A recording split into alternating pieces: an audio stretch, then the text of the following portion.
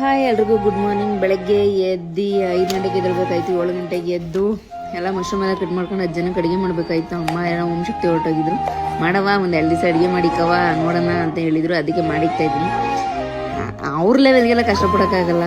ಜೀವಮಾನ ಪರ್ಯಂತ ಅಪ್ಪ ಅಮ್ಮನ ಋಣ ನೀವು ಸಾತ್ರು ತೀರ್ಸೋಕ್ಕಾಗಲ್ಲ. ಯಾಕಂದರೆ ಇಷ್ಟು ವರ್ಷ ಅಡುಗೆ ಮಾಡಿಕ್ಕಿದ್ದಾರೆ. 5 ಗಂಟೆಗೆ ಎದ್ದು ಒಂದು ದಿವಸ ಎದ್ದು ಅಡುಗೆ ಮಾಡುವಂತ ಹೇಳೇ ಇಲ್ಲ.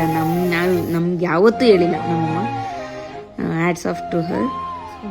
ಆಮೇಲೆ ಮಗ ಸ್ಕೂಲಿಗೆ ಬಿಡಬೇಕಾಯ್ತು. ಮಗನ ಸ್ಕೂಲಿಗೆ ಬಿಟ್ಟು ಇವತ್ತು ಲೇಟೇ ಮಾಮೂಲಿ. ನಾನು ಅವನು ಹೋಗ್ಬೇಕಾರೆಲ್ಲ ಲೇಟೇ, ಯಾವಾಗಲೂ ಲೇಟೇ. ನಾನು ಬಂದು ಅಡಿಕೆ ಎಲ್ಲ ಕಾಲಾಡ್ಬೇಕಾದ್ರೆ ಸಖತ್ ಬಿಸಿಲಿತ್ತು. ಯಾವ ಲೆವೆಲ್ ಬಿಸಿಲು ಅಂದರೆ ಸಖತ್ ಬಿಸಿಲು. ಅದಾದ್ಮೇಲೆ ಮಗ ಮತ್ತೆ ಸ್ಕೂಲಿಂದ ವಾಪಸ್ ಬಂದ. ಕೆಲಸ ಎಲ್ಲ ಮಾಡ್ಕೊಂಡಿದ್ದೆ. ಅದಾದಮೇಲೆ ಅವನೇನು ವೆಜ್ರೋಲ್ ತಿನ್ಬೇಕಂದ್ರೆ ವೆಜ್ರೋಲ್ ಕೊಡಿಸ್ಬಿಟ್ಟು ಫುಲ್ ಬಿಸಿ ನಾಲ್ಗೆ ಎಲ್ಲ ರಪ್ಪ ರಪ್ಪ ಅಂತಿತ್ತು. ಮತ್ತೆ ಆಮೇಲೆ ನೋಡ್ರಿ ಹೇರ್ ಸ್ಟೈಲ್ ಯಾವ ಲೆವೆಲ್